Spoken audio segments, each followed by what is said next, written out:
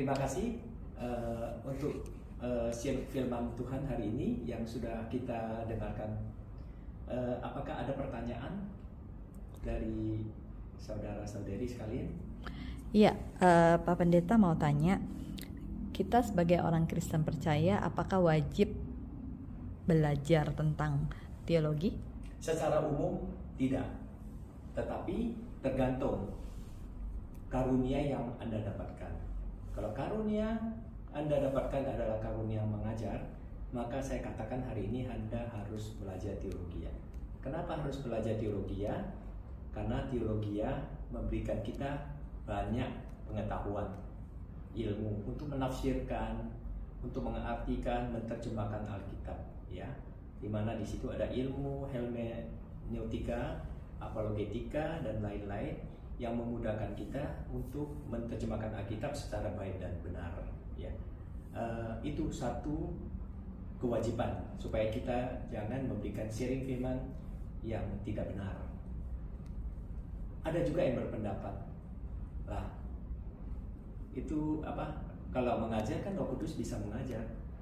Saya tidak mengatakan tidak bisa mengajar Roh Kudus, tetapi saya mau katakan hari ini bahwa Tuhan lebih memilih hamba-hambanya, rasul-rasulnya untuk mengajar. Ya, Rasul Paulus juga mempertegas di dalam Efesus 4:11-13 dikatakan, dan ialah di sini huruf besar, ialah Tuhan, dan ialah yang memberikan baik rasul-rasul maupun nabi-nabi, baik pemberita-pemberita Injil maupun gembala-gembala dan pengajar-pengajar untuk memperlengkapi orang-orang kudus bagi pekerjaan pelayanan, bagi pembangunan tubuh Kristus, sampai kita semua telah mencapai kesatuan iman dan pengetahuan yang benar tentang anak Allah, kedewasaan penuh dan tingkat pertumbuhan sesuai dengan kepenuhan Kristus. Jadi justru Tuhan lebih memilih, ya. Kalau Tuhan sudah memilih, berarti memang yang harus mengajar itu adalah hamba-hamba. Kedua, banyak juga yang berpendapat, wah, rasul-rasul juga tidak belajar Alkitab, teologi. Kenapa kita harus belajar teologi? Itu juga salah lagi. Karena apa? Karena rasul ya, dulu itu hidup bersama dengan Tuhan Yesus. Mereka adalah orang Yahudi, mengerti bahasa Ibrani, mengerti bahasa Yunani, ya, dan juga mereka mengerti adat istiadat.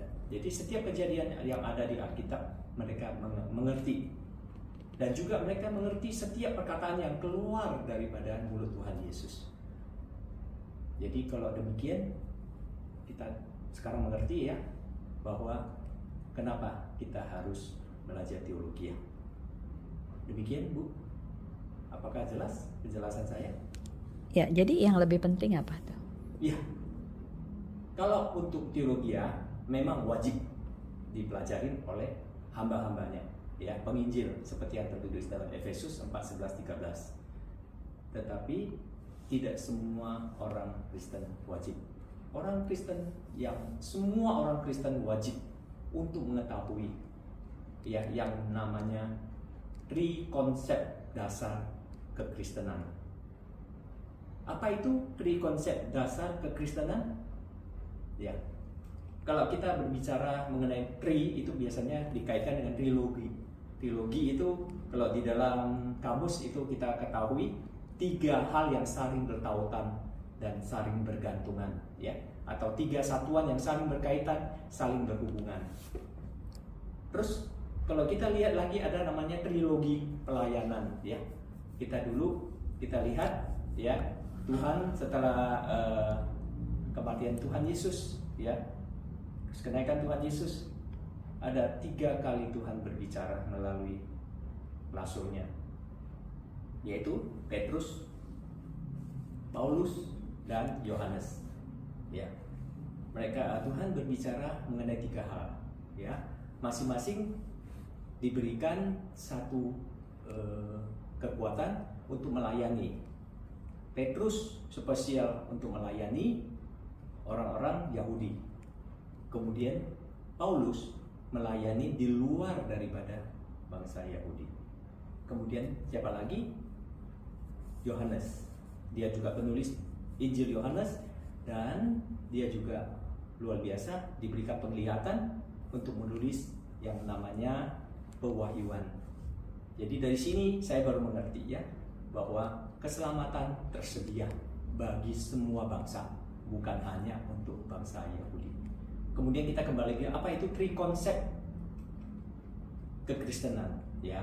Tri-konsep kekristenan yang wajib untuk dimengerti atau dipelajarin oleh semua orang Kristen. Itu ada 3. 1, konsep dasar konsep dasar iman ya. Kedua, konsep dasar keselamatan. Ketiga, konsep dasar Alkitab ya. 3 hal ini mau nggak mau semua orang Kristen harus pelajari ya. Kita hari ini tidak akan berbicara begitu lengkap mengenai konsep dasar iman, konsep dasar keselamatan, dan konsep dasar Alkitab. Dan kita akan bahasnya itu lebih detail pada tema-tema berikutnya ataupun pada sharing berikutnya, di mana waktu sekarang tidak memungkinkan. Ya. Kita akan bicara satu-satu secara garis besar konsep dasar iman. Ya. Konsep dasar iman kita sangat jelas tertulis di dalam Efesus pasal 2 ayat 8 dan 9 dan Ibrani pasal 11 ayat 1, yaitu bahwa itu percaya menerima anugerah kasih, bersandar penuh kepada kekuatan Tuhan,